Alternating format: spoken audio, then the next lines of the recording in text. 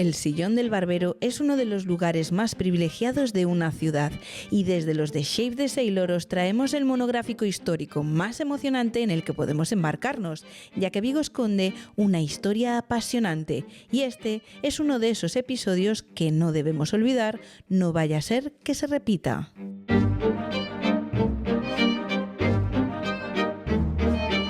Nuestro historiador de cabecera, Bruno Álvarez, nos llevará a través de las décadas y acontecimientos históricos que quizás quedaron debajo de esa alfombra de las vergüenzas y de la que no somos muy conscientes actualmente, ya que ¿qué relación tenía Vigo con los nazis? ¿Lucieron esvásticas en nuestra ciudad? ¿Fuimos aliados o luchamos contra ellos? Abrocharos los cinturones, poneros los cascos de combate que comienza la guerra que Vigo esconde. Volumen 3. Y estamos aquí un mes más con nuestro historiador de cabecera. Bos días, Bruno. Que tal, Erika, como estamos? Home, pois, botándoche de menos, Sí, a ¿no? verdade, sí, porque fai 2 meses que non estamos Sí. gravando, entón, eso é moito tempo xa. A verdade é que eu tamén botaba en falta vir para aquí, Xa Pero claro, estás traballando moito, estiveches, remataches o no Pazo da Rematei no Raposeira. Pazo da Raposeira. Que tal a experiencia? Moi bonita, moi guai. A ver, sentirse 3 meses o caseiro dun pazo, pois, oye, non sempre pasa, entonces, pois, está chulo. Está chulo. Estuvo guai, eu sentime Eu moi recibí ben. moi bons comentarios, Sí? que sepas, sí, de xente que Ai, fou. vale. Eu ao final non fun Xa, sí, a vida ten a esas vida, sí, quedeime seguir. Bueno, Foi- vale, nada, pero despois me Sí. falas deses vos comentarios. Pero no, pero estuvo moi guai. O que pasa é que todo bo acaba, entonces hai que empezar con outra. E agora estou noutras cousas que non son moi guais tamén, pero moito máis cansadas. Sí, porque estás de...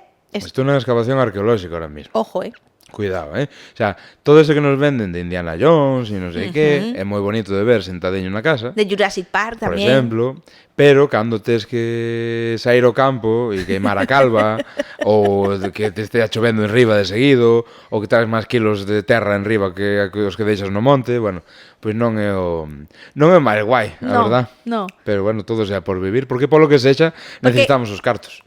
Aparte de eso, que estades a excavar? Que hai que rescatar da terra? Pois todo o que se poida. Vale. Por ahora só nos saen bueno, a ver, algunha cerámica, iba a decir unha tontería, pero algunha cerámica nos sae unha excavación da idade do bronce. Entonces, bueno, non sei, tampouco quero aventurarme eu aquí, que eu non son Sí. quen manda, pero, bueno, algunha ceramiquiña xa saiu, decorada, Ah, o sea, que eso está, podes che sair unha cerámica lisa, que tamén está guai, sabes que eso o fixo alguén hai miles de anos, pero cando sai decorada, pois ten máis chicha, claro. claro. Entonces, bueno, sí que hai tamén, por exemplo, buratos de poste Sí. e zanjas, que basicamente son buratos do poste que estaba facendo, pois, o mellor un cercado pos animais ou a casa, por exemplo.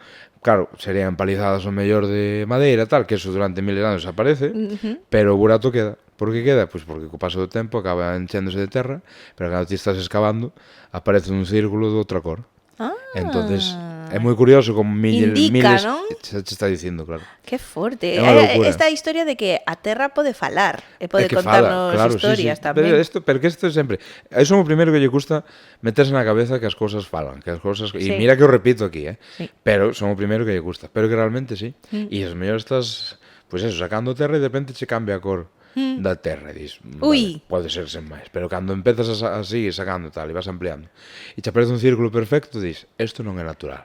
Aquí había Aquí hai algo. E pode ser, pois, neste caso, buratos de poste. Teño estado en excavacións que eran prehistóricas tamén e acabar excavando un depósito de cinzas, de queimar cousas que resultou ser da Idade Media, por exemplo. Oh, wow. Entonces, e tamén había unha parte de vía romana que pasaba, non sei, en fin, ao final son sitios que te están dicindo unha historia que flipas. Pero hai que saber entender. Isto é o mesmo que dicía eu no Pazo, que era que as pedras o edificio nos conta a súa historia, a terra tamén, pero hai que entender, hai que saber idiomas, querida. Idiomas, que decía idiomas. Aramis, ¿no? Exacto. Pues non aquí solo igual. inglés e francés, tamén Exactamente. en terranés. Exactamente, sí. Exacto. Pero bueno, hoxe estamos aquí porque volumen 3 do noso monográfico. Xa estamos aí, Ojo, Cuidado. O primeiro foi para arrancar, o segundo rompeunos a todos o corazón, Sí. e agora chegamos ao número 3, que a ver, que? Porque como sempre non preparamos nada, eu estou aquí como un... A velas vir. Sí, como un oyente máis, ¿no? Pois. Así, a ver.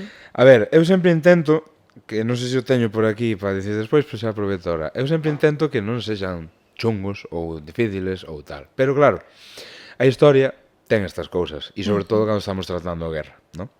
Entonces, o que vamos falar hoxe, bueno, vai haber moitísimas curiosidades, pero tamén vai haber partes un pouco feas. Ajá. Así que, bueno, creo ou espero, intentei non facelas tan feas como o volumen anterior, porque aí era imposible. Veremos a ver que sae. Pero claro, entendo esto porque estamos tocando o tema que estamos tocando, non? Pero dentro do doloroso que foi percorrer o episodio anterior teu, sentino moi necesario tamén. Sí. E a repercusión que tivo en redes demostrounos que era así. Sí. Entón, ás veces temos que pasar por cousas non tan bonitas tamén para poder entender o cuadro completo, non? E para valorar as cousas bonitas. Claro. É dicir, sempre se di isto de si sempre vivimos felices, non? Pero, home, tampouco se trata ahora de ter unha desgracia cada 5 días, pero Non, concho. pero Bueno, pero sí, a ver, é o que ten. Pero bueno, eu creo que pode estar interesante. Sobre todo vamos a falar, home, hoxe sí que de cosas feas, non mellor tan emocionalmente feas como anterior, pero bueno, vamos a ver que sae. bueno, vamos. Estamos aquí con el corazón abierto para ti. Pois sí, pois bueno, pois entón, sin máis rodeos, se te Dalle. parece, hoxe imos falar da Lexión Cóndor. A Lexión A Cóndor. Lexión Cóndor. Ok, nin idea. Vale, porque eu supúñame que habería xente que en canto escoite isto si saiba por onde vou ir Ajá. e haberá outra xente que non teña nin idea, Como a min. por exemplo. Entonces, claro, por que traio estes elementos aquí? Porque non se lle poden catalogar de outra maneira. Antes de falar, bueno, vamos a ver que ou que foron este grupo, antes de ver a razón de por que os traio aquí, ¿no? Que son como equipo A. Sí, pero dos nazis. Ah, Por exemplo. Sí, sí. Entón, a Lexión Cóndor, en resposta rápida e directa, foi o grupo de nazis que enviara a Hitler a axudar a Franco durante a Guerra de España. Vale? Se lembramos aquel primeiro volume do monográfico, falamos de que había militares españoles que estaban en Marrocos, Sí. que foron os que organizaron e promoveron todo o golpe de Estado contra a República e contactaron con Hitler a través dun comerciante xermano que se chamaba Johannes Bernhard, ¿no? Entonces para que este tiña facilidades e que o xenocida alemán pois acabara apoiando o seu golpe contra a República. Se seguimos lembrando, Hitler non só aceptara, senón que dobrara a cantidade de efectivos, de material e demais que iba a enviar, e entre elos non só de armamento, claro, e materiales en general, senón de avións, ¿no? Para transportar estes militares españoles traidores a península de Marrocos, ¿no? Bueno, pois basicamente ese contingente de soldados e de material nazi que enviou de primeiras, unido a todos os que chegaron, nazis tamén alemáns, a partir de novembro de 1936, que foi o ano que empezou a nosa guerra, foi o que rematou por se convertir nesta Lexión Cóndor, ¿no? Que se puso ese nome, ¿no? Que claro, para moita xente é tristemente famosa, ou en xeral, é tristemente famosa porque, entre outras barbaridades, foron os responsables de destruir a localidade vasca de Guernica. Ah, ves, aí sí. Aí vos ora, ¿no? Sí, Eso foi o 26 de abril de 1937. E foi esta Lexión Cóndor. Foron estes. Ah. Foi esta Lexión Cóndor, que basicamente era unha unidade de aviación, o que pasa que tamén tiña pois unidades de terra, tamén realmente tocaba todas as armas do exército, pero principalmente era unha unidade de aviación. Que pasa? Os mandos desta Lexión Cóndor, tamén baixo ese mando, máis ben, tamén estaba a aviación italiana que tamén mandara Mussolini. É dicir, o mando global a nivel aviación dependía dos comandantes desta Lexión alemana. Ok. Entón realmente gobernaban ou mandaban toda esa parte de aviación os nazis, vale? Entón realmente a Lexión era moito máis grande do que vou falar ahora, pero non estou contando aquí os italianos nin os españois que estaban despois baixo o seu mando, vale? Pero claro, agora o que toca é a pregunta do millón, que é, que ten que ver a Lexión Cóndor con Vigo para que eu a traia aquí? Certo. ¿No? Porque está Guernica... moi interesante, claro, Guernica lá onde queda, Sí. que por favor que a xente o visite porque está moi chulo de ver, pero que nos ten que ver esta aquí? Bueno, pois para Xogaron empezar... o fútbol. Seguramente. Viñeron a xogar o fútbol. Seguramente, pero outras cousas. Por exemplo, para empezar, que durante a Guerra de España, o Porto de Vigo serveu para que a Legión Cóndor recibira material por barco. É Vale. dicir, seguramente traído de Alemanha directamente ou así, chegaba a Vigo e dende Vigo pois se marchaba para onde estiveran ou onde fose necesario. Entonces, Vale. Vigo O sea, funcionou como porto de recepción de equipo para estes nazis, ¿no? vale, entendo. Pero para seguir, e onde está a chicha realmente Sí. desta Legión Cóndor pisando Vigo ou relacionándose con Vigo é porque o de 26 de maio de 1939, logo de 3 anos de facer cousas nazis contra a República Española, esa mesma Legión Cóndor volvía a Alemanha e para el utilizaba a conexión que tiña o noso porto de Vigo con Hamburgo. É dicir, aos culpables de arrasar Guernica, famosa en parte tamén polo cadro de Picasso, que seguramente Sí, coñeza moita sí. xente, abandonaron España dende Vigo. Volveron a Alemanha dende Vigo. O sea, despois do bombardeo viñeron para aquí para coller un barco para Hamburgo. Sí, para Estou coller varios entendendo barcos. Sí, o que pasa que, bueno, non inmediatamente, porque o bombardeo de Guernica foi no ano 37 e eles marcharon Sí. no 39, é dicir, cando se acaba, cando a guerra de España se dá por finalizada, Ah, vale, con vale, aquel vale. bando que falamos no programa anterior que dicía Franco e demais, unha vez está finiquitada, aí os alemáns marchan, e os italianos e demais, porque, claro, os alemáns xa sabían o que iban facer en Europa. Es decir, ti pensa que aquí marcharon en maio e a Guerra Mundial en Polonia en setembro. O sea, que aquí, xa, todo o que fixeron aquí despois se puxeron en práctica por Europa adiante. O sea que podese dicir que fomos o O experimento, se quere. sí, a área de prácticas, ¿no? Básicamente. Dios. Pois sí. Que pasa? Aquí, por exemplo, bueno, marcharon o 26, ¿no? Pero as primeiras unidades chegaron, as unidades desta lexión, chegaron a nosa cidade o día 24. É dicir, durante 2 días pasaron polas nosas rúas alrededor de 5.000 soldados nazis, que eran os que formaban naquel momento a lexión, que apenas, como dicía, 4 meses despois tomarían parte ou directamente iniciarían a Segunda Guerra Mundial. Wow. O curioso, entre moitas outras cousas que vamos falar, é que os da Cóndor chegaron a Vigo para marchar unhas semanas despois dunha desas visitas daqueles acoirazados que lembras que falamos, Sí. no? Daqueles que viñan aquí a Vigo a xogar o fútbol e non sei que, bueno, pois había un que che dixera que era o Deutschland, Sí. dese falamos tamén no primeiro programa. Era un acoirazado que, como todos, tiña unha banda de música propia, que daron un concerto aquí abaixo en Príncipe, tamén chegaron a xogar co Celta en algún momento, e foi o acoirazado que fora bombardeado en Ibiza por la aviación republicana, Recordo. onde sacáramos o de que si Sí. Katiuska, non sei que, e a Sí, todo curmán, sí. non? Pois. O sexa, que ademais de que do que fomos contando nos programas anteriores sobre os nazis en Vigo e demais, estes dous feitos xa nos están dicindo, ou é un pequeno exemplo, de como a actividade ou a presenza nazi foi unha constante en Vigo durante todos estes anos, non? En calquera caso, os da Cóndor foron chegando a Vigo en ferrocarril, ¿sí? Pero foi dende a madrugada do día 24 de maio que viñan de León, porque ali en León, claro, non sei onde se inspirou a última misión ou que sea, e foron organizándose e volveron para cá. E en León fíxose un acto de despedida que asistiu o propio Franco, que lles entregou aí, bueno, todas estas mamarrachadas Sí. fachas, vamos a decirlo así. Entón, entre tropa e material, necesitaron ata 10 trens para transportar absolutamente todo ata aquí. Caramba. Ti pensa eso, uns 5.000 militares que eran os que estaban naquel momento ali, todo o material que traían, sobre todo, pois, equipamento propio, ao mellor non tanto equipamento militar, tal, porque ao mellor eso quedaba xa para o exército aquí español e demais, pero unha loucura de xente. Entón, cada parte, cada unidade desa lexión que chegaba era recibida pola propia banda da lexión e, dende a estación de ferrocarril de Urzaiz, baixaban desfilando cara ao peirao da Laxe. Vale? Qué forte. Pois O sí, sea, tivemos desfiles nazis. pero un montón. E agora vas ver algún máis impresionante que outro. Estamos falando de desfile nazi dende a estación de Urzaiz, E baixando todo por aí. hai fotos deso, xa o veremos. Madre Xa o veremos tamén. En redes, como sempre, tiraremos para Sí, sí, sí, poñer as sí. imaxes que non podemos poñer aquí. Wow. Claro, ali no Porto, para telos en algún sitio, Sí. chegaran 5 transatlánticos alemáns para que eran os que os iban levar a Alemanha. Entón, Sí. no momento que baixaban, chegaban ao Porto e xa directamente se instalaban nos propios transatlánticos, agardando que chegaran todos para zarpar todos xuntos, non? Entón, ao longo da contenda, para que nos fagamos unha idea do tamaño ou bueno, do tamaño non, porque realmente nunca pasaban duns 6.500 soldados, ¿no? Pero durante os 3 anos da Guerra de España pasaron pola Legión Cóndor uns 18.000 soldados alemáns, vale? Para que nos fagamos unha idea.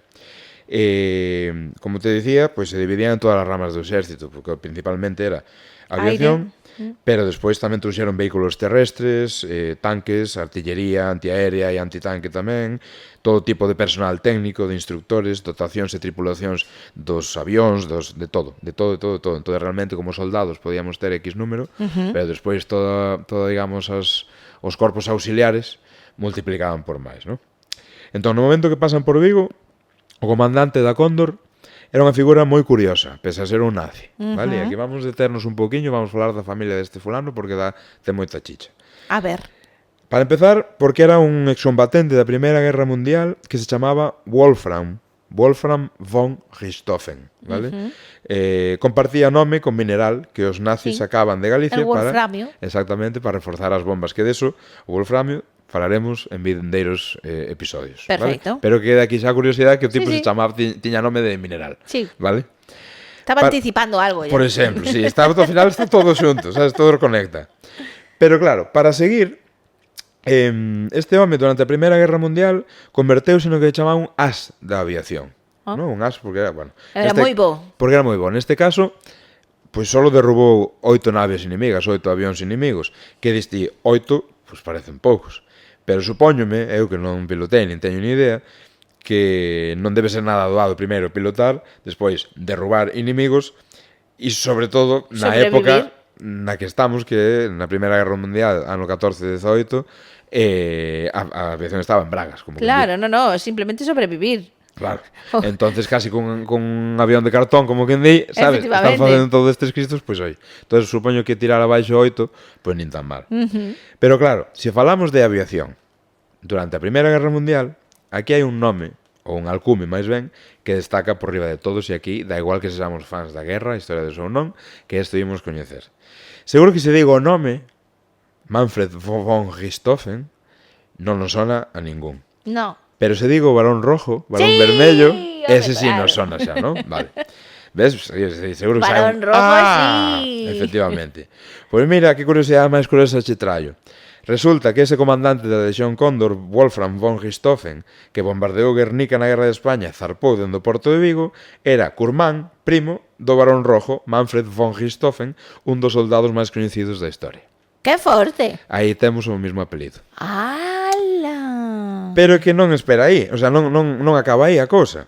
Había aínda un terceiro von Richthofen, que era o irmán pequeno do Barón Vermello, que se chamaba Lothar, que tamén foi piloto da Primeira Guerra Mundial e tamén foi outro as da aviación. Sí. Así que, para recapitular, temos 3 membros da familia Richthofen, que é unha familia aristócrata da época tal, que formaban parte da aviación do bando alemán durante a Primeira Guerra Mundial. Sí. Temos a Manfred, que era o Barón Vermello, con 80 derrubamentos de avións inimigos. Claro, aí os 8 do primo quedan en nada. Sí, a verdade, sí. O Barón Vermello, 80. O seu irmán Lothar, que era máis pequeno, a mitad, 40. Que sigue bastante. E depois o curmán, como é familia así máis indirecta, claro. Wolfram pois tiña 8. Pero mira, xa era un as do... Eran todos ases, sí. Claro. Eu creo que con conseguiras subir e baixar, sí, sen reventarte, xa eres un as. E ao final trouxeron a España claro. O curmato todo Barón Rojo. E levaron por diante a Jesucristo. Claro. Pois sí. E o curioso, e xa como última, pois que anda por riba, os 3 empezaron no corpo de cabalería da Primeira Guerra Mundial e non son os únicos que teño ubicados que empezaron no corpo de cabalería e acabaron na aviación. Non sei que ten de conexión si dirixir un cabalo ou dirixir un avión, si hai conexión ou non, pero polo visto era algo bastante común. Bueno, podemos abrir aquí as redes para que se alguén sabe... A mellor hai alguén que sabe por aí, un debatito. Que nos conte. Pues pero sí, ten sentido que nun momento no que a aviación é unha descoñecida, e podes relacionalo como cabalgar o aire. Sí, un pouco. Que claro. Vamos a decir, as habilidades que estiveran buscando... que as poideras transportar do cabalo para... Claro. Pode ser, pero a nivel estratégico claro. E todo, non? Como... A ver, obviamente estás dependendo dun vehículo, non é como infantería que vas aí, pegas os tiros que podes ou pinchas claro. fora, pero bueno. Pode ser. Esta é a miña teoría. Sí, Así, Eu compro. simplemente de escoitarte agora, non? Así, Eu como compro. sen pensala moito ni nada. Dices, Como bueno, tampouco necesitamos demostrar nada, non, pois non, eu non, compro e non, xa está. perfecto. Claro. Entón, bueno, aquí temos un pequeno saltito deses que me gustan a min. Sí. Para atrás, estamos Venga. falando unha época e saltamos do outro, non? Entonces, ahora, aquí o que pasa é que hai que ser consciente realmente do chungo deste fulano. É dicir, moitas veces, cando falamos de curiosidades da historia ou así, esas mesmas curiosidades, o interese, o interesante das historias, nos fan perder o punto de vista da realidade da que estamos falando. Das cousas, no? E reducir incluso esa gravidade, no? De algunhas personaxes. Sí, Neste caso, banalizar, non? claro, neste caso, pois o mellor pode pasar un pouco, como relacionamos co Barón Rojo e o tomamos así un pouco de coña, porque hai que tomarlo un pouco de coña a estas alturas, senón non sobrevivimos. Realmente aquí o que toca dicir é que o Richthofen veu a España basicamente a experimentar novos métodos de guerra, vale? Sobre todo poñendo en práctica unha cousa que chamaban os bombardeos do terror.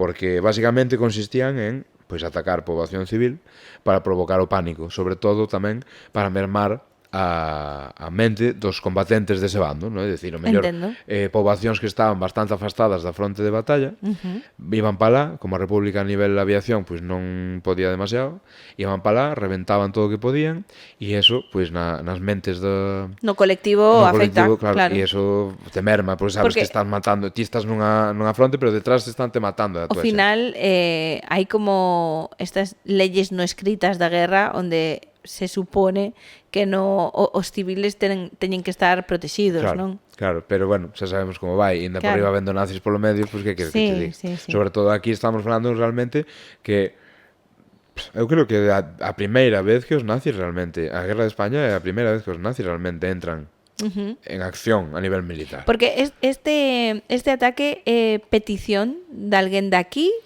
Vamos a ver, este ataque realmente o que digamos que a guerra na parte norte de España estaba sendo moi difícil para todos os bandos, pero estaba costando moito aos franquistas entrar en certas zonas. Sí. Inda que estaban rodeados, pois, núcleos como Bilbao, mellor, en Asturias tamén e demais, inda que estaba rodeado todo, xa era territorio, pensa que Galicia, por exemplo, quedou dende o principio en territorio franquista, había certas bolsas de resistencia que se estaban facendo moi duras. Entonces, aquí os nazis xa viñan con idea, creo que sacada dos ingleses, porque os ingleses xa practicaran estas mierdas, falando en plata, noutros sitios, entonces collendo esas ideas, pues en vez de que solo se collen as ideas chungas. Sí, claro. Pues o que intentaron foi, vamos a mermar de calquera maneira todo isto e vamos a, digamos, limpiar dunha puñetera vez todo isto que se nos está costando aquí tanto, ¿no?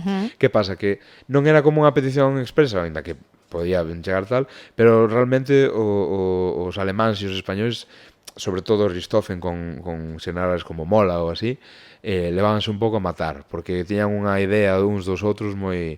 Para Richthofen e en general para moitos dos alemáns, as cousas que facían os xenerais españoles eran estupideces, e eran, é dicir, podendo acabar con unha batalla rápido, mellor había algún que se pillaba un permiso un día antes de unha batalla, e claro, eso rompíalle por completo os esquemas alemáns, a un alemán, vamos a tirar de tópico ultra cuadrado, ¿no? Claro, e que si madrugar para unha batalla porque así non nos ven, non sei que tal, non, vamos mellor ás 9, ¿no? E cousas así. Entonces, moitas discusións e moita tal. Entón, realmente, dentro do... Iba a decir, problemas en el paraíso. Pero bueno, tampouco se levaban moi alá. Entonces, ao final, todas estas cosas iban levando. Ao final, os nazis o que facían era experimentar e dicían... Básicamente, como que decían eles moitas cousas tamén. Claro, había que ver certas... había que puntualizar. A sensación que teño é como, a ver, estos españoles que son unos panolis, vamos a probar aquí cosas nosotros por nuestra cuenta, con la excusa de ayudar al generalísimo. Claro, nos dan manga hacha, ¿no? Carta branca e ala, a reventar. Perfecto. Pois un pouco así. Sí. Entón, claro, que pasa? A personalidade deste tipo, e o mellor doutros, neste caso de Richthofen, demóstrase sobre todo a través do seu diario, ¿no? Porque reflexaba moito o éxito que tiñan este tipo de tácticas tan cruentas, ¿no? Sí. O tipo, por exemplo, dicía estupendos efectos de bombardeo e dos cazas, por todas partes mortos e mutilados, a aldea de Ochandiano, no País Vasco, moi destruída con moitos mortos. Entonces, claro, con este tipo de cousas, todo o chiste de era o Curmán do Barón Rojo Madre mía. desaparece por completo, ¿no? E claro, eu que estou... Era un carnicero, Dios mío. Todos eran un carnicero, ao final. Madre mía. Quen manda metrallar civiles ou soltar bombas, pois te imaginas, ¿no? Gustaríame que alguén me explicase que pasa no cerebro da xente cando unha guerra se instala, que grado de deshumanización tan grande, porque non recordo a quen lle escoitei isto e dixen, que certo. Sempre imaginamos, cando escoitamos historias de guerra, nos imaginamos no lado bo da historia, Claro. ¿no? Seríamos o que esconderíamos a Ana Frank, Que non seríamos facaríamos o que... ninguén, Sí, claro. pero a realidade é que no. No. Lendo, preparando os podcasts ou simplemente por traballo ou por gusto, lendo moitos libros, lendo testemunhas e tal, moita xente, pois mesmo dos campos de concentración ou así, te leva a situación chega a ser tan grave que nos, como diste, ¿no? nun momento de comodidade como estamos ahora mismo, podemos decir mil cousas. Sí, sí. Pero no momento alguén que non sería capaz nunha situación normal de facer nada chungo, é capaz de facer o peor do peor. Claro. Cosas inimaginables, ¿no? Estou pensando agora nunha persona concreta, nunha supervivinte dun campo de concentración, española ademais, que dicía que ela mesma chegou a pensar en roubarlle a comida ás compañeiras da dificultad Claro. da situación, cando para nada é unha persona nese plan, pero a desesperación Sí, sí, sí. te leva, a intensidade do momento Sí, leva sí. tal Porque nese cousa. momento, pero son cousas distintas. Aí prima a necesidade de supervivencia. Eu penso que o que está en modo supervivencia pode robar, matar ou que sexa, porque aí o cerebro toma o control para que ti sobrevivas. Custe o que custe. Sí, a pesar de outros. Pero estamos falando de outro tipo de persoas. Vímoslo na pandemia. Toda a policía de balcón, toda a xente que tivo a necesidade de reprocharte que, non sei, que vayas pola calle coa mascarilla posta, que repudiábate se non te vacunabas, que querían que fose público el si estabas ou non vacunado. Sí. Non vou entrar na polémica de si... Fazer un registro de xente, ¿no? Efectivamente. Eso sona outra cousa. Claro, e de repente, como claro, que é certo, nós cando escoitamos as historias da Segunda Guerra Mundial, do Holocausto e demais, sempre imaginámonos no lado bo. Pero dudo que todos estiveramos no lado bo, porque algo pasa para que ti decidas señalar, pedir que os xudeus leven as chaquetas marcadas, porque foi todo moi progresivo. Bueno, ou como pasaba aquí, denunciar ao veciño os franquistas para que deran un paseíño. Por eso. Por exemplo, e ao mellor non era, simplemente era que tiveches unha riña con él. Sí, sí. Aí sabe Dios canto tempo. Sí, pois sí. agora sí que me vou Ahora me vengo. O ser humano é complexo. Sí, é unha locura. A marea lévate por diante, Sí, sí, sí, sí. Cuidado con isto, pero bueno. En fin, retomamos. Sí, pero bueno, vamos a seguir un pouco coa temática porque Sí, estamos sí. no que estamos, entón. Sí. Como che dicía, o Richthofen non só estaba ao mando das forzas aéreas franquistas, que como che dixen, pois tamén contaba, tamén sumaban as italianas e demais, senón que realmente estaba, digamos, ao mando na práctica de todas as forzas nazis en España, non? Ainda que había outros mandos, el tivo dous rangos ao longo da nosa guerra, non? E neste caso, basicamente, o que facían era ser el o jefazo dos nazis en España. Que pasa? Que seguía unha estrategia de cero consideración ca poboación civil, e de aí ven, por exemplo, que falábamos antes de bombardear Guernica, unha vila que estaba moi afastada da fronte de batalla, que basicamente era, pois, o que dixemos, lograr un efecto psicolóxico, ¿no?, devastador nas tropas republicanas a través da devastación literal da poboación civil, ¿no? O bombardeo do terror. O bombardeo de terror que en Guernica durou máis de 3 horas, prácticamente ininterrumpidas, durante o tempo durante o que caeron, pois, artefactos con ata 500 kilos de explosivos, bombas incendiarias, ou bocazas ametrallando a calquera persona que aparecera a aire libre, independientemente de se eran nenos, soldados ou civiles, sen máis, ¿no? En fin, así son os heróis, ¿no? Que dicimos moitas veces, en fin.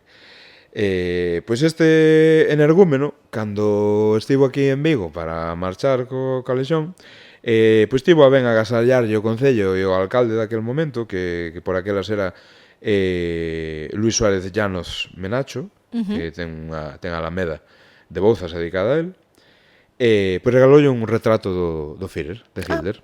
Perfecto. Un retrato que literalmente na prensa dicían do Führer canciller do Reich alemán Adolfo Hitler. Ajá. Como recordo da súa estancia e como testemunha de agradecemento da dita lexión a nosa cidade, tan está? famosa para a acollida sempre agarimosa durante varios anos. Madre mía. O sea que, obviamente, era no 39, durante toda a guerra pasaron nazis por aquí a punta pala, pois esta cidade nos coida, pois toma, un retratito de papá caudillo chungo e ala. O que non sei é que foi dese retrato, pois desapareceu aí un montón, supoño. Pero bueno, aí está. Ojo piojo ese retrato, Pois sí. Que pasa? Non só iso, é dicir, dixemos que a Cóndor marchou dende Vigo o 26 de maio. Sí. Pois o día anterior pola noite, cas luces eléctricas apagadas da cidade, os lexionarios da Cóndor, os nazis, fixeron un desfile con antorchas polas principais rúas de Vigo. É dicir, imagínate, ou imaxinaivos, de varias rúas apagadas. Madre mía. Imaxinaivos, eu non sei se participarían os 5.000, pero ti pensa que son varios centos, varios miles igualmente. Me da igual, como si son 50. Exacto. Pois imaxinaivos varios centos ou miles ou 50 nazis por Vigo adiante, con antorchas pola noite, sin luz eléctrica. Como eso non é que impresione, eso que dá cague directamente. Pero por qué? Pois porque o visual dos nazis sempre está aí. E se antorchas mellor que bombillas. Pero cal era a intención? O desfile de despedida. De despedida, de agradecemento, era simplemente para demostrar a súa forza. Ajá. É como un... vale, nosotros nos vamos de buen rollo aquí, pero que siga el buen rollo, porque si no venimos a quemaros. No, é un rollo de impresionar. De impresionar. Vale. Igual que as luces nun concerto, pero ti vas a escoitar música ou vas a tocar un grupo, as luces é un influxo máis, un estímulo máis. Okay. Pois ver os lexionarios nazis que supuestamente viñeron liberar España do comunismo e do socialismo, desfilar polas rúas da tua cidade, antorcha en man, pois se xa outro te poña cachondo, se eres un facha, isto te leva ao orgasmo. Claro, que aquí... O sea, realmente aquí todo é visual e saberse vender. Espérate. Vou facer o exercicio. Eu son franquista. Estou aquí en Vigo e non quero nin comunismo nin nada desto.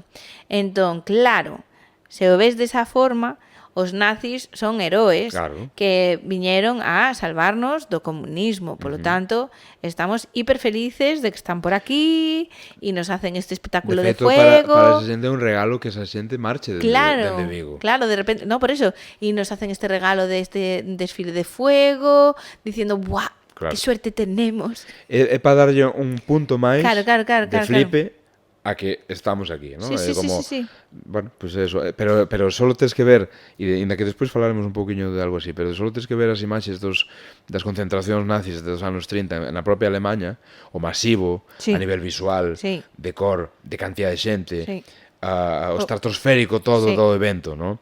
Está todo pensado para endiosar a alguén ou endiosar unha idea. Pois aquí é o mismo, o que pasa que aquí levado a mínima expresión, pues bueno, porque está marchando. Sí, bueno, pero nese Vigo do 30 e algo, que é moitísimo máis pequeniño do que coñecemos agora, con menos xente, estos 5.000 son moitísimos. Claro. De golpe, e aparte uniformados. E os transatlánticos no Porto. Que son 5 enormes enormidades, con todo o material que traen, que se a banda de música, que si 5.000 antorchas, bueno, que digo que non sei se foron os 5.000, sí, bueno, pero como se foran 100. Pero antorchas, que non ves antorchas hoxe en día ni pa Dios, pero e de repente ver eso, como non te vai a impresionar? Pois eso está todo pensado, todo é estrategia. Por eso a estética dos uniformes, todo eso está todo pensado. Claro, é que logo é normal que despois tiveras a lo mellor rapaces que vindo eso digan, eu quero ser nazi. Claro. Pois mira que forza teñen. Mira onde están indo, estes viñeron do centro de Europa, aquí non sei que. Eu quero formar parte diso. Pero que o que xogaban, o sea, as juventudes hitlerianas, mismas franquistas, de todos lados xogan sempre con esa idea, ¿no? Volvemos a Jojo Rabbit. Tal por cual, exemplo, formar ¿no? parte de algo xigante, Claro, ¿no? de algo máis grande que ti, superior. Sí. Claro, e máis se che están vendendo, se ves dunha crise tremenda, e Sí. che están vendendo como que esta xente é a que vai revolucionar o Son- patio e son os para salvadores. levarte a gloria absoluta, Sí, pois sí. entonces ese é o Sí. asunto. Claro. Pero claro, para traer toda esta tropa do carallo, pois fixeron falta unha decena de trenes. Pero para leválos de volta a Alemanha precisábanse outros medios de transporte masivos tamén. Vale. E aí é onde entran os 5 transatlánticos que dixen antes, ¿no? Cada un deles transportaría uns 1000 soldados, máis ou menos. Ok. Algúns 1500, máis arriba, máis abaixo. Pero bueno. De primeiras, o que podemos dicir é que, bueno, pois cinco barcos enormes que viñeron a Vigo a recoller nazis. Xa está. Pero, na que empezamos a rascar un pouco, eses 5 barcos enormes nos poden levar, e nunca mellor dito, a historias moi interesantes, algunhas máis chungas que outras, non? Ok. A primeira delas é que estes transatlánticos estaban fretados ou organizados a través dun programa chamado, e a ver se me sabe ben, Kraft durch Freude. Ok. É dicir, que traducido é a forza a través da alegría ou a forza pola alegría. Que era unha especie de plan vacacional para os traballadores do Terceiro Reich para que puderan disfrutar de cruceiros turísticos económicos por destinos de Europa. Así despois, cando viñan contentos e podían producir máis para a maquinaria de guerra nazi. Ajá. Vale? Toda esta parafernalia estaba montada pola Deutsche non me vai sair isto. Deutsche Arbeitsfront, é dicir, a fronte de traballo alemán, o sindicato único alemán, igual que aquí había un, pois ali había outro. E basicamente o que se procuraba con isto pois era eso, darlle ocio, ¿no? Aos proletarios alemáns para que despois foran traballar felices, basicamente, e montaban pois concertos, eventos culturais, viaxes con maestros por cruceiro ou por... Vale, pero logo te encuentras a la gente que dice, ves, es que con Franco y con Hitler se bebía claro, mejor, que nos claro. hacían cruceros por el Claro, Mediterráneo. exactamente. Ese único nos importa, claro. Entón, claro, si temos isto así, como curiosidade, ¿no? Ahora vamos a avanzar e ahora, se imos vendo barco por barco, pois hai historias que ainda son máis interesantes, ¿no? Vale. Non de todos puiden conseguir tremenda data, pero bueno, aquí trae un pouco a vida de casi todos, ou sí, de casi todos, para que vexamos non só as vicisitudes polas que pasa un barco ao longo da súa vida, porque poden ser moitísimas e moitas décadas, senón o tochos que chegaron a ser algún deles tamén, ¿no? O primeiro do que vou falar é moi rápido, porque aí sí que non conseguín info, Vale. era o Stuttgart, chamábase así, Stuttgart, e polo menos que quede aquí citado Perfecto. como un deles do que non... Stuttgart viño, veu a Vigo, Exacto. levouse uns 1000 Uns soldados nazis, para exactamente. Hamburgo, ¿no? Entón, o segundo do que vou falar, aquí xa hai máis chicha, é outro que se chamaba Robert Ley. Robert Ley. Robert Ley. Vale. Para empezar, este barco estaba bautizado co nome do creador dese sindicato único Sí. e dese programa vacacional que se acabo de dicir. Porque Robert Ley foi un militar e un político que participou moi activamente na subministración de escravos procedentes dos campos de concentración para todos os industriais e as grandes firmas industriais alemás. Non por nada, de feito, un dos seus socios máis achegados era un home que se chamaba Bodo Laferenz, que foi o director da marca Volkswagen, precisamente, e unha marca que xa falamos tamén no capítulo anterior, Sí. que se nutría tamén de man de obra escrava dentro dos campos de concentración, ¿no? De feito, existen fotografías do propio Robert Ley con Hitler dentro deste barco, bueno, visitando, ¿no? Tirados nunha hamaca e movidas así, probando as comodidades da época, ¿no? Así que, bueno, podemos dicir que isto foi o máis preto que estivo Hitler de pisar Vigo. E isto vai un pouco para eses conspiracionistas que había que contaban que Hitler quedara a vivir aquí en Vigo con Eva Braun, e Eva Braun tiña unha mercería no Calvario e non sei que cousa. Como? Esas non as coñezo, non? Vale, a ver, hai moitos anos, isto hai moito tempo que non o trato, pero eu lembro ler unha historia tremenda, e non sei se era broma ou non, entendo que non, pero bueno, supuestamente non era solo, esta xente non solo dicía que Hitler sobrevivira á guerra, Vale. sino que fuxira de Berlín antes de que entraran os soviéticos, non se suicidara, e marchar, non sei, chegar a Barcelona e de Barcelona chegar a Vigo. A intención era esconderse aquí para, en canto puidera, marchar cara a América, ¿no? Sí. Vale. Que pasa? Ao parecer, non sei canto tempo estou aquí, Hitler un momento que foi de visita ás Cíes en barco. Mareouse, e o tipo dixo, se en 30-40 minutos de barco me mareo, non me quero imaginar un submarino cruzando o Atlántico cara a América. Entón xa se quedou. E quedou aquí. Ah, claro. Entonces, supuestamente, viviu aquí con Eva Braun, que era a súa muller, Sí, sí. e Eva Braun pues, montou unha mercería no Calvario e a tomar polo carallo. Así claramente. E tiveron fillos e Pois eso non o sei. son os descendientes de Hitler Pois e de eso Eva. non o sei, pero Ai, madre sí que había esa historia. Bueno, pero hai a mí se me tantas. quedou grabado de Eu Eva Braun recordo- coa mercería no Calvario. Eu recordo que, sí, en Argentina tamén pensan que Claro, sí, foi... sí. Que... Claro. Entonces, bueno, aí eso, pues, Vale. para que se vexa que o máis digamos, o máis cerca que estivo Gil de pisar Vigo foi porque houve un barco no que ele estivo que Que acabou estivo aquí aquí. 2 días. E xa está, Se alguén ¿vale? coñece aos descendentes de Hitler, por favor, tamén que Hai un podcast pendiente, vamos a decir, Exacto. mira, que tal a infancia? Sí, Sabes? total. Pois sí. Entón, vamos a cambiar de outro. Outras desas naves foi un que se chamaba Sierra Córdoba. Ai, Sierra Córdoba. Sierra Córdoba, sí, tal cual, ademais. En español? Sí. Ah, Sí, sí.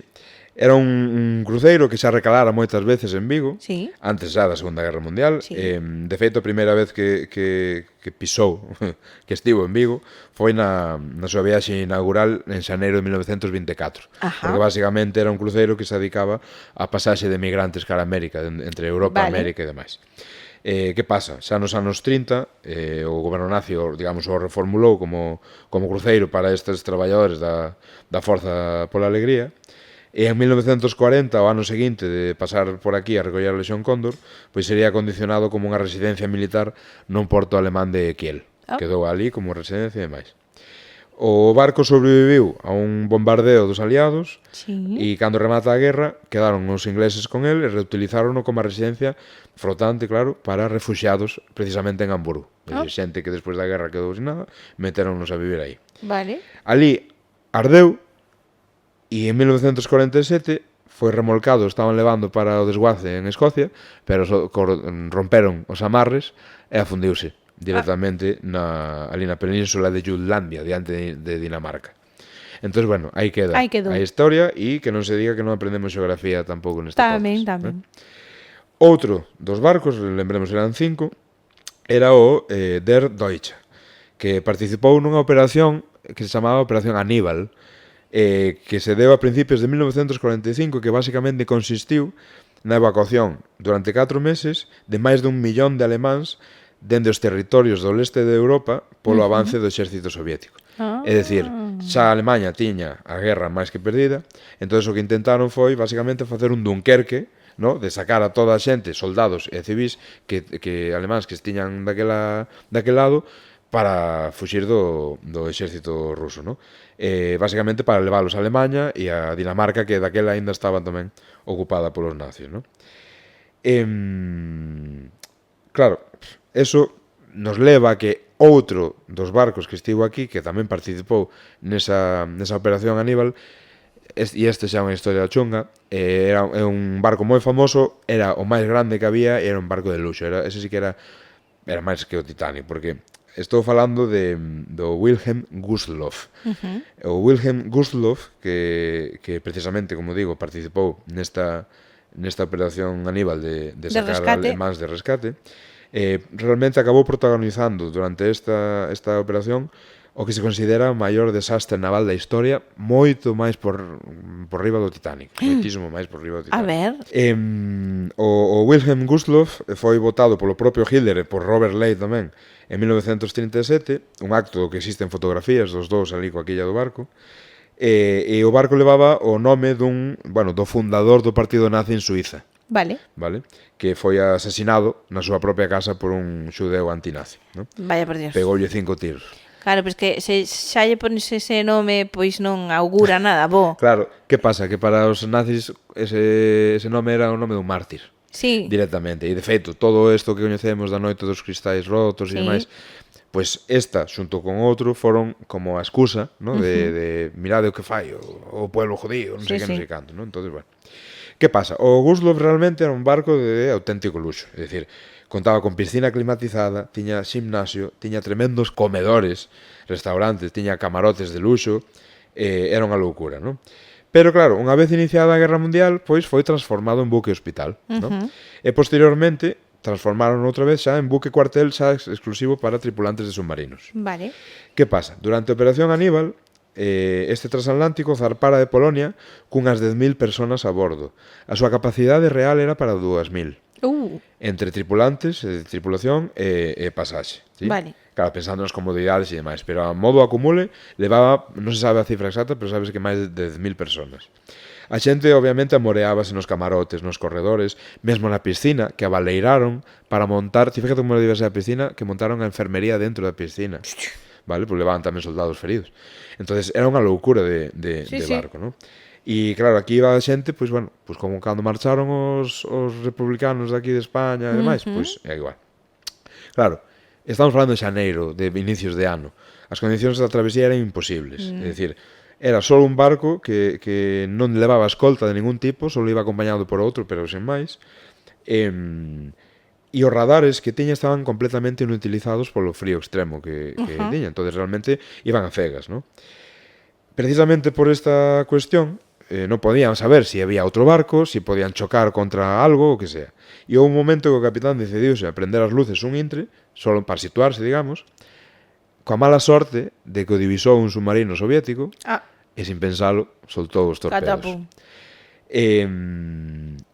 Voume aforrar os detalles das escenas que se viviron, porque se saben moitas barbaridades máis. Un dos torpedos, por exemplo, deu xusto onde estaba a piscina, entón toda a enfermería e demais, e a xente que había ali e demais. Fíjate que da enfermería había como máis de 300 auxiliares solo cuidando os enfermos na piscina, toda na zona da piscina, o sea, para que nos fagamos unha idea. Entón, vamos a forrar todos estes detalles porque son bastante chungos, pero todo se resume en que Wilhelm Gustloff foise a pique con máis de 9.000 personas no seu interior, superando por moitísimo as vítimas do naufraxio máis famoso da historia, que é o do Titanic, no que faleceron 1.500 personas. O sea que de 1.500 personas do Titanic a máis de 9.000, pois, que pasa? Que o Titanic, bueno, que si película aquí, que non sei que alá, sí, claro, moito máis romantizado tamén. E aquí estamos falando de novo de nazis, claro. Son os malos e ninguén queda un pouco feo, ¿no? Pero queda bueno, feo, pero que realmente, claro, realmente aí non empatizas con eles. Non empatizas, pero que realmente aí non iban solo soldados, iban familias, claro. Iban nenos, iba de todo. E ainda que foran solo soldados, joder. Son nazis moitos deles porque lles tocou ser. Sí, sí. Porque se lles toca hoxe en día serían outra cosa. Pero que por eso que xa falamos moitas veces. O que falamos, ao final non teñen peri por eso, porque son os malos. Entón, claro. Nunca van a querer que ti consigas empatizar os malos da peli. Claro. Cando o mellor, quizás as guerras poderían acabar se deixamos de falar de bons e de malos. Exactamente, ¿no? E entender que hai de todo, ¿no? E todos os tipos de grises que hai, ¿no?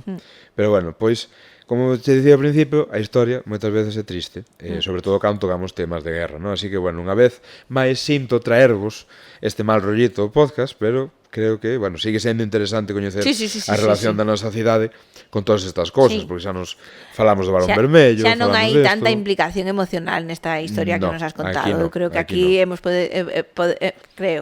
podemos disfrutar da curiosidade, do interesante do rollo, dentro que obviamente hai que ser conscientes das barbaridades, pero bueno. Bueno, pois ben, pois estes foron os 5 transatlánticos que estiveron en Vigo recollendo a Cóndor para leválos a Hamburgo, onde os lexionarios foron pois recibidos por Hermann Göring, o ministro do aire da Alemanha nazi e un dos colaboradores máis achegados a Hitler. E ademais, curiosamente, foi o que colleu o mando do escuadrón que gobernaba o Barón Vermello despois de que o Barón Vermello fora morto en combate, ¿no? Era un escuadrón que, o sea, outra curiosidade, que se lle chamaban o circo volador, porque cada avión dos 14 que o formaban tiña unha cor distinta, moi cantosa, entón eran como un circo. De feito, o nome de Barón Vermello ven precisamente pola cor que tiña o avión de Manfred, que era a propósito, e o que quería era que cando entraran en combate os inimigos o identificaran, para que souberan quen era. Al final a chulería tamén. Claro, que aquí vengo yo, colegas, vais a flipar. E o mellor algún xa empeza con nerviosismo e a tomar por saco. Tiene moi buena puntería, corre. Claro. Entón, posteriormente a estos lexionarios da Cóndor tamén participaron nun desfile de benvida e de glorificación da súa hazaña en España, en Berlín, ante toda a xerarquía nazi, incluindo, por suposto, a Hitler, ¿no? E levaron licor café, imagino. Seguramente, levarían un montón de cosas. Fíjate que levaron ata militares españois para lá que convidados a aquelo. E de feito, sobre este evento existe unha reportaxe fotográfica increíble realizada por un fotógrafo que foi un dos fotógrafos personais de Hitler, chamado Hugo Jäger, que esta Aquí está outra historia, verdade, de expresión, pero que acojona, porque Vale. as fotos deste son a cor, pero unha Ok. cor vivísima. Estamos falando do ano 39. Estamos acostumados a ver fotos pois desta etapa da historia, da guerra en branco e negro, tal. Sabemos, como falamos antes, os ostentosos que eran os nazis, vímoslo co das antorchas aquí en Vigo e demais, sobre todo, pois, se estaba Hitler de por medio Sí, sí. e toda a jerarquía, pois máis aún. Pero claro, ver imaxes nas que se aprecia a forza cromática deste tipo de actos estremece directamente. Cóntase, hai unha historia que conta que estas fotos deste Hugo pasaron décadas agochadas porque cando os aliados entraron en Alemanha, Sí. o que fixo o propio fotógrafo foi soterrar os negativos baixo terra, agochalos. Para protexelos. Pasando os anos, volveu, rescatounos e en 1965 vendeullos os negativos á revista Life. Supostamente estas fotos saíron á luz no ano 2009 nun especial polo 70 aniversario da guerra, Sí. pola revista Life, e o asunto está en que entre esas fotografías deste desfile de Berlín hai fotografías de Vigo do embarque da Legión Cóndor nos transatlánticos, a cor, e aparecen os soldados nas barcas de madeira co Robert Ley de fondo ou co Guslos de fondo ou cosas así. Que Entonces, forte. realmente hai máis fotografías, algunhas en cor, e de aí se moita xente di que poderían ser as primeiras fotografías en cor da nosa cidade. Non sei, non podo confirmar isto, pero Pero podría ser, sí, podría claro. ser. As fotografías teñen unha calidad impresionante. De feito, eu teño guardadas moitas, poderemos verlas si o algoritmo de Instagram non me tacha de nazi por subir cousas así, intentaré tapar xa. os símbolos que non deben e tal, pero incluso buscando en Google aparecen algunhas e é flipante. E é flipante. Algunhas aparecen, de feito, te fíjate como estaban despistados que na traseira pon, por exemplo, o Robert Ley en Gijón. Non en Gijón, é Vigo, Sí. ¿no? Entón, bueno, por aquelo de insistir máis na relación de Franco co nazismo e demais, como che dicían, os propios transatlánticos tamén embarcaron dende Vigo militares españois que foran convidados ao recibimento primeiro en Hamburgo por Goering para a Acción Cóndor, pero despois tamén no desfile en Berlín. Vale. De feito, hai vídeos tamén, e tanto en vídeos como en esas fotos, deses actos en Alemanha podes identificar, entre outros, a xenerais franquistas como Yagüe ou Queipo de Llano, a carón de Hitler e de outros xerarcas, por se hai alguén que veña aquí ahora a negar a película, ¿no? Vale. E máis, en Vigo, en paralelo á despedida da Legión Cóndor da nosa cidade, dende o Concello celebráronse actos e desfiles das tropas franquistas do Exército de Galicia que foron comandadas durante a guerra polo general Antonio Aranda Mata, que tremendo apelido para un fascista, tamén che digo. Bueno, pois este home fíxose fillo adoptivo da nosa cidade e, ainda por riba, dedicóuselle o que hoxe é a Rúa Pimargal. Antes de, agora se chama Pimargal, pero no seu día foi Rúa de General Aranda. De feito, si calquera que coñeza eso, non sei se por coincidencia de apelidos entre o propietario do negocio ou de algúns dos negocios ou este militar, aínda hai comercios, ou hai uns anos, que se chaman Aranda. Entón, non sei se realmente é casualidade ou basicamente están collendo a honra deste militar golpista fascista español. O simplemente o nome da rúa que... E xa está, claro, sí, se estou en Urzaiz, poñolle Mercería Urzaiz. Exactamente. Claro, pode ser, pero bueno, eu entendo que algunha relación terá. A día de hoxe, grazas a ti, estamos a descubrir moitísimas das historias que hai detrás dos nomes das rúas, pero podería perfectamente esta rúa ser un nome dun general franquista, e como nin siquiera o pensamos, porque non hai nin siquiera o exercicio de decir, oyes, e quién es este Portanet? Exacto. ¿No? E tiras millas e non sabes. Es Portanet, ¿dónde está? Portanet, pero de toda a vida. Para ti non significa nada, claro. Nunca tiveches a inquietude de tal, entón abres un negocio en Portanet e chamalle Portanet e obviamente non tes relación o mellor con eso, pero claro. Bueno, pódense dar, ¿no? Vamos simplemente, a pensar bien, joder. Claro, solamente por poñer enriba da mesa as múltiples posibilidades, sí. ¿vale? En calquera caso, ahora vamos a enfilar o final, sí, que eu creo que estamos ben de tempo. E xa que estamos en Hamburgo, que estamos con estes nazis, estamos como viaxando no tempo, e temos que pasar desapercibidos entre toda esta tropa, ¿no? Entonces, unha última curiosidade. No capítulo anterior falamos como xa dixen, de como os soldados franquistas en Marrocos conseguiran chegar a junto de Hitler, como conseguiran axuda e demais. Sí. Xa o dixen aquí, falamos dun comerciante alemán que os axudou tal. Bueno, pois quen estaba en Hamburgo entre toda esta tropa recibindo a Legión Cóndor? O noso, non vou dicir ben querido, pero o si xa coñecido comerciante alemán Johannes Bernhard, que era membro das SS e, pois, naquel momento o cuadro está ali recibindo a Legión Cóndor. Xa podo avanzar que non vai ser a última vez que aparece este home no monográfico, porque ao final era un fulano de tal poder que estaba metido en todos os saraos. Xa o quería nombrar por segunda vez para que nos quedemos con eso. Non vou dicir cando nin nada, pero volveremos a él. Xa é a segunda, será a terceira como mínimo vez que apareza, e non sei se algunha máis. Pero bueno, para que vexades o poder que ten. Que intriga. Para que vexades como nos acompaña. Que intriga. Os personaxes que xa non existen, como nos acompañan, ¿no? Bueno, en calquera caso, ahora sí, para ir rematando. Como sempre digo, para sacudirnos o tan mal rollo do corpo, toca canción.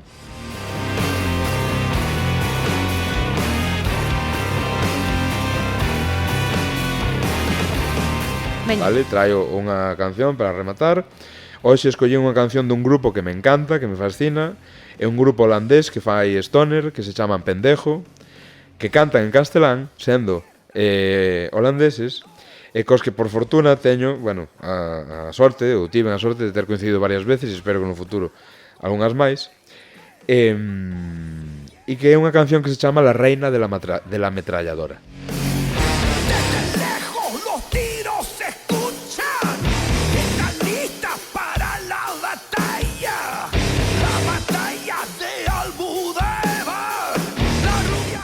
Vale, é unha canción do seu último disco que se chama Volcán, o disco, e é unha canción que é unha homenaxe a Fanny Sundheid. Era unha holandesa que tomou parte pola República Española durante a guerra, sí, e que precisamente foi coñecida na prensa como a raíña da ametralladora pola súa habilidade e a súa habilidade de combate con esta arma e súas dotes, ¿no? Fanny resultou ferida en novembro do 36, é dicir, a guerra empezaron uns meses antes, pois en novembro do 36 resulta ferida e dende ese momento convértese, entre outras cousas, non só en oficial do exército republicano, senón en directora do chamado primeiro campo de instrucción premilitar que se foi instalado en Pins del Vallès, en Cataluña. Vale. Recomendo a xente, non me traio aquí todo, obviamente, pero recomendo a xente que busque a historia de Fanny, porque tampouco se saben todos os detalles, pero é unha historia moi interesante e creo que paga a pena coñecer e recoñecer a unha figura como esta, ¿no? O sea que temos outra peli aquí pendente. Bueno, hombre, pero temos, vamos, pero que flipas. E basicamente traio ou quixen traer este temardo aquí, pois sí, primeiro un pouco para botarlle unha pouca de luz de ametralladora, neste caso, a tanto fascismo, para que teñamos en conta que non todos os estranxeiros que viñeron a España durante a guerra viñan facer o daño, ¿no? No, claro. Moitas tamén chegaron para arriscar a súa vida en favor, pois, da liberdade dun país que non era o seu, e moitos quedaron aquí, bueno, perderon a súa vida e máis. Entonces, bueno, aquí vos queda La Reina de la Ametralladora e nada, esta máquina mata fascistas, que era un cómic que había.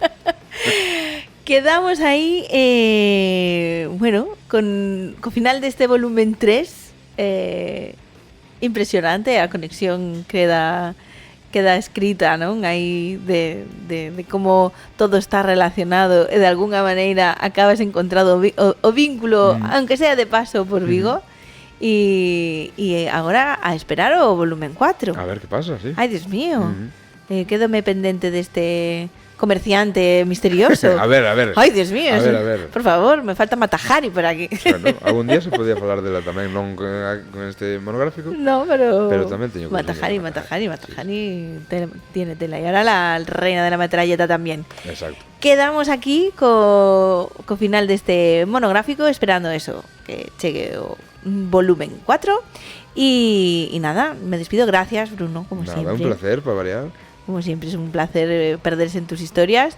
Gracias a vosotros por llegar a este minuto de este programa, que espero que os esté gustando. Ya van, pues esto, tres episodios que si los queréis escuchar juntos creo que hasta tiene gracia. Tendríamos que probar, de ponerlos uno detrás del otro, a ver si aguantamos todo del tirón, todo toda esta historia hilada. Que tiemble Marvel, las conexiones. Vaya. Y volvemos a invitar a productores de series y películas, porque aquí hay material de sobra para hacer contenido audiovisual gallego más allá de los narcotraficantes, por favor. Por favor, por favor. Así que nada, nos vamos a despedir con esta reina de la metralleta. Exacto. Y que eso, que nos vemos, bueno, nos escuchamos dentro de 2 meses. Sí, más o menos. o antes, no sé, veremos. Veremos. Yo lo tengo calculado como cada 2 meses, pero bueno, como tenemos o intermedio Bueno, vale, vemos. Perfecto. Tú también estás muy hasta arriba de curro, entonces... Sí, bueno, pero intenta. El de 2 meses es sagrado, el volumen 4 es sagrado. Sí. Si antes vienes con nosotros, pues oye, siempre bienvenido, pero si no, dentro de 2 meses. Así que, lo dicho, seguir a historiador de cabeceira en Instagram, que él va a completar con imágenes y vídeos y cositas todo lo que nos cuenta aquí, más otras cosas que él va viviendo en su día a día. Y a nosotros, lo dicho, nos encontráis en iVoox, en Spotify, en YouTube. Agradezco muchísimo si os suscribís, que es gratis, y me ayudáis a crecer y que algún día, oye, se pueda monetizar esto incluso y pueda invitar a mis invitados a, no sé, a una cervecita y a cositas así. Así que eso, lo dicho, que para vosotros es gratis y a mí me echáis una mano enormísima. Nos despedimos. La semana que viene, un nuevo tesoro que Vigo esconde. No vayáis a pensar que en 2 meses aquí no hay material. La semana que viene más y a ver qué esconde esta ciudad, porque yo cada vez encuentro más tesoros. Yo no sé cómo lo hago. Pensé que se agotarían, pero no, cada vez más. Hasta la próxima. Chao, chao.